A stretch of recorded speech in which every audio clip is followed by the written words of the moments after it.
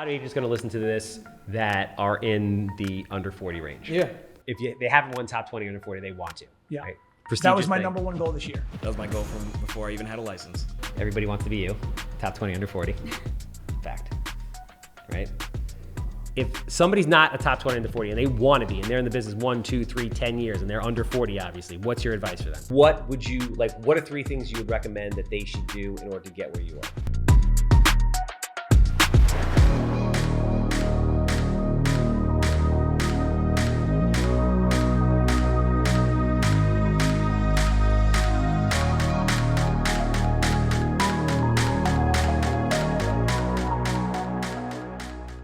You know, as simple as it is to say, I think you just got to go to work, go to the office, you know, wake up, do your thing in the morning, go to the gym if that's what you do, or, you know, and then go to the office and start getting it going. And if you're not going to the office and you're not doing the things you need to do, it's not going to work. You know, do your open houses on Sundays, do your open house on Saturdays. Unfortunately, your weekends, you know, it's not a 9-to-5 job. You know, you got to be willing to answer the phone at 7 o'clock at night. You got to be willing to answer the phone at 7:30 in the morning. You got to be willing to show houses.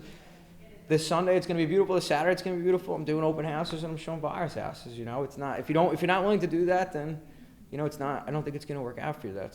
And I think the 2 biggest lessons for this is mom and dad. A, make friends with everybody. Yeah. B, always be aggressive. Yeah, always be closing, right? ABC. Don't just join a team. Join a team, but don't just join a team to join a team. Join an effective team that's going to help you in every step of the way. I'm on the Mary Macaluso team at Compass, and we have a team manager, Lainey Greenberg, who helps us with all of our paperwork, oversees all of our deals, so nothing slips through the crack. You have that. You have Mary as not only Love her. a genius in the She is industry, a she's G. the coolest person. She is a G. Her son, John, Yep. a very close friend of mine too, who I went to high school with, is on our team. And even he will say, it's tough having a mom that's cooler than you. You know? She is awesome. So we're on a team of 13. Wow. Yeah, there's 13 of us now. And what's awesome with that is like Gina Fiorenz is another powerhouse on our team. So she helps me with a lot of my deals. Stacy Bebo is on our team. She helps me with a lot of my buyers. And she is so amazing when it comes to working with people. Every time, you know, if I can't be there, I send out, you know, Stacy with my buyers. Yeah. And I get the feedback of like, oh my God, Stacy was amazing. You know, like, That's awesome. So like you want to join a team where there's people that are going to help you. And then also too, shadowing. A lot of realtors don't do this. And like, I've offered it to like 5 or 6 agents and I've never heard back. That's interesting. I've never heard back where I'm just like, hey, like if you want to join me at an open house, even if you want to join me at an inspection, let me know. It's really important to know how to be a realtor at an inspection. It's important to be a realtor and know what to do during an appraisal. Yeah. I've had a lot of deals where I show up to my appraisals because a lot of agents don't. They just, all right, whatever. Yep. On the buyer side, I show up to every appraisal. And even if you make a relationship with that appraiser, it goes a long way. Yeah. So shadowing and getting on an efficient team. Definitely. Nah, well said, man. New agents? No, just anybody who's in a position where they looking to get to that top 20 under 40 level. So you could be new, you could be in the business for 4 years and you haven't been able to get the traction. Be consistent. That's what I learned. You really have to be consistent with whatever you're doing. Whatever works for you, you just have to stick to it and don't expect results in 3 months, 1 month. You just have to keep going. Yeah. At least a year before anything happens. Don't take it personal. Don't take it first. Don't cry. Never give up. Don't cry if somebody tells you they don't want to buy a house. There's no crying in real estate. Can't make everybody happy. There's no crying in real estate. Yeah, so it's never too late to start. That's the first thing. And if you work hard, you show up and be consistent with your business, I mean, you'll be able to achieve these things. If you're having an issue, you know, doing the work, then it might be more of a skill issue or a sales issue, and you're not having a better conversations. So that might be something to work with a mentor or join a team, you know, that can really help you improve your skills. What do you think are the 2 most important things for a real estate agent to do to be successful? For a real estate agent to do. So I would say be consistent and really get yourself out there. When I first started, I did every open house that my team allowed, anything that was available. Even right now, I'm happy to help my other agents show homes. I think being out there, meeting more agents, meeting more clients, answering these questions just helps me become a better agent myself. Everybody wants to be top 20 under 40. Yeah. You're that guy. It was. How does it feel to be that It guy? felt good. You know, it's something that I had seen just scrolling through Instagram when I first started. And I said, even though, you know, there's really I'm not winging any money, I'm not winging, you know, a prize, but it was something that I really wanted to get under my belt as an accolade, to show the hard work that I put No, it's an in. impressive thing. So what do you say to the people that aren't you, that want to be you, that are trying to get to where you are? I think my advice would be, you know, if you're doing it full time, you know, you have to take it seriously. You know, you have to put the work in, you have to reach out to your network, you know, you really have to make a name for yourself, you know, and shadow somebody that has done a lot of business like myself or one of the other, 19 recipients that are doing a lot of work like this. And, really, you have to grind. It's not an easy business. Follow-up question. How important is the right brokerage, and what questions you should ask, or how do you go about interviewing a broker to make sure you're with the right one? I think it's all about feel. Like I'm good at reading people, so I kind of knew, even though my first brokerage, it was through a connection, I just knew it was the right fit. But there's a lot of brokerages. Everyone knows someone, especially in real estate. Whether they do 100 deals or 2 deals, someone will say, oh, call them. Have a conversation with them first. Usually people are going to resort to, a connection first, some sort of connection to get in. But I think picking the right brokerage means a lot. Some agents are strictly going after commission. There's a lot more to that. The commission will come. I think just stay focused. I'm a big believer in short-term goals that will lead to the bigger picture. So you always have your bigger picture, but what are your short-term goals to help you get there, right? Okay. And just to be consistent, don't give up, even when you're in a market where it seems like it's slowing down, or you're not getting offers accepted, or maybe you don't have as much clientele. Just keep doing. Every little thing is going to, every little video you post, or every educational tip that you post on social media, or door knocking, little things like that, big things like that. I actually went door knocking yesterday. Nice. Just keep pushing. I feel like as long as you're consistent and you're persistent and you stay focused on what goals you have in front of you, you'll make it out. Definitely do not give up, because I've seen a lot of people, even on the team. I've been on here team since day one, as like you said, and so many people have came and gone. And I think if they put in a little bit more work, or just did that extra step, or really just took every day to put into it, don't look at it. You can't look at it as a side business. Like, people look at it as a side and make it a bad rep for us.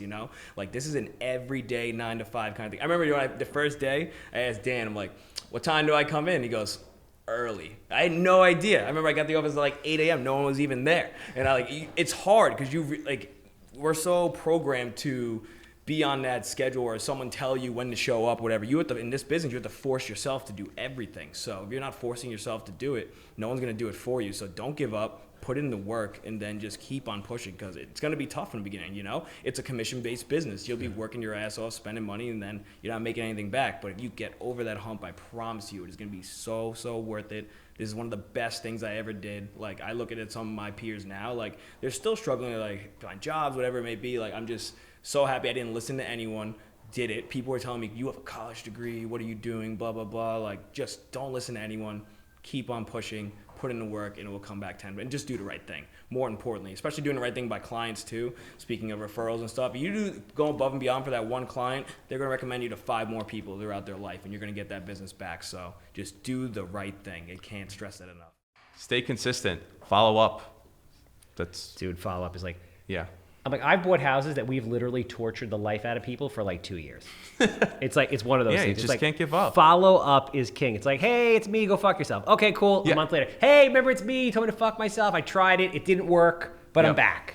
The one thing I notice every time I follow up with someone, I was just about to call you, which they definitely weren't, but because they see your name, they're like, oh, I definitely need to have this conversation with this person. Nice.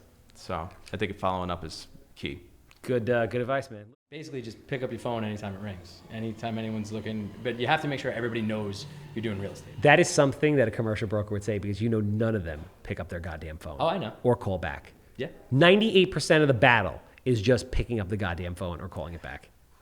True? That's fair. True story. Well, you know what it is too, though. In all of our defenses, people drive by a sign of mine and they'll be like, "Yeah, I want to call about this," and they'll call and they'll be like, "Oh, is there any space available?" I'll be like, "Yeah, we have at this particular location, we have 3,000 square feet." Like, "Oh no, I need 10,000." I'm like, "Okay, well we don't have any there." He's like, "Well, when are you gonna get it?" It's like, what just happened? What are we talking about here? Like, When is the 3,000 going to turn into when 10,000? does the 3,000 multiply to 10,000? It's still an opportunity, though. My thing is, like, if the phone rings, it's an opportunity. I mean, you might talk to, Well, it still is, because now you can pivot them to a 10,000 you may or may not have in the area. There you go. So The first thing would be, well, aside from prospecting now, so take it to the side. First thing is work on yourself. I think personal development is huge in real estate and any kind of sales, really. So work on yourself, find out what your flaws are, things like that.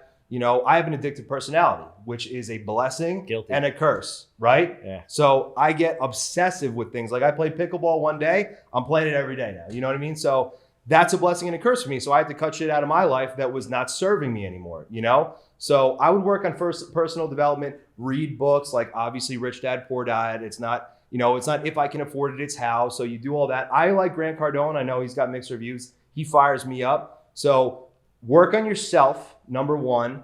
Number two would be, I would reach out to people like Charles, like the John McSherrys, like your boy Dan, things like people that are involved in YPN, and build a relationship with them. So once they start to like you, ultimately it's their decision. I'm sure some people had higher sales than other people, and some people got it, right? Because it's who you know, not what you know. So, right? Look, I'm calling shit out. That I can't comment on. I don't know enough about it. But from You're lying. No, I'm serious. I thought it was always like a little bit political. But then this year I heard the sales were nuts. So everybody made like. I mean, money. my GCI was like hundreds of thousands of dollars and not two.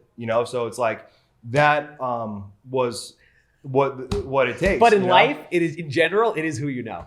Absolutely. That's why another thing I'm doing, and number three, I would become a pillar in your community. Very smart. Stephen King does that better than anybody. Stephen King is Mr. Patchogue. Yeah, he kills it. I love what he does. And I'm driving now. I live in Patchogue. I have one of the nicest houses in Patchogue, and his signs are everywhere. You know what I mean, bro? He is amazing when it comes to that. He's involved in Chamber of Commerce. Like he donates a ton of money. He's that guy. He makes the videos. He's been doing this for years. I've been following everybody because I got tapped into real estate, before I even was making money. And he's like, he goes to the school and does stuff like. Exactly. So what I'm doing now with West Hampton is, one, I'm starting a tip chapter. Okay. And then number two, I'm doing these local business spotlights. Okay. So I have my very smart. I have my videographer coming tomorrow, and actually this for sale by owner that I'm signing at 5:30 is someone whose business spotlight that I did a couple weeks ago. It's her dad. Smart. So so it's working. So it absolutely works. And the thing is, like,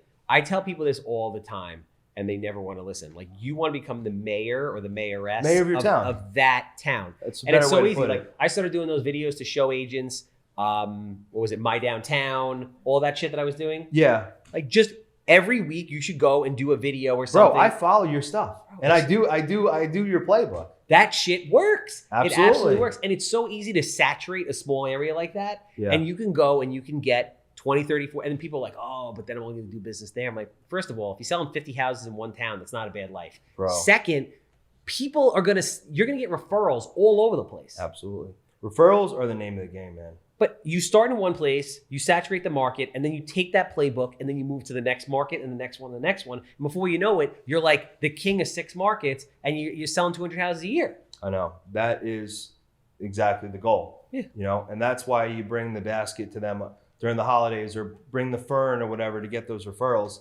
And, you become the mayor of your town. I like that. That's a really good way to put it. Mayor of your town. Because then you're like Enzo and everybody knows you. That's that guy. He sends everyone a drink. I listen with Enzo. Okay, yeah, I know this guy. Whatever, That's smart. I've never met him. I've heard about him, and I know nothing about luxury real estate. Dude, he's like this chill guy, loves to party, dresses really nice, and branded himself as the waterfront guy and crushed it. Yeah, anything. I heard anything on the water, like 10 million. I mean, this might not even be true, but this is the perception. This is what I heard. 10 million or better, you're on the water. That's your guy. Yeah. West Hampton Beach doesn't have that many 10 million plus, but yeah, Quag, Sag Harbor, he does some. We almost had a deal in Sag Harbor, close, waterfront. I had the buyer, and my buyer actually backed out, unfortunately. But yeah, he kills it. He kills it, yeah. You gotta put your fist in the dirt and grind it every day. So most people I see, like, you have to take personal responsibility. That's what it comes down to, right? Everyone can complain. Listen, you got to put the work in, day out. You got to do it. Everything will change in life, right? You know, life changes, the rate change, algorithms change, everything changes. But if you do the work every day, you put the work in, that will not change. That will build yourself up for the next year, 2 years, 3 years. So you just gotta, pull your sleeves back, put your fist in the dirt, and just get to work. Fuck, bro. Yo, that's the clip. That's the clip, all right?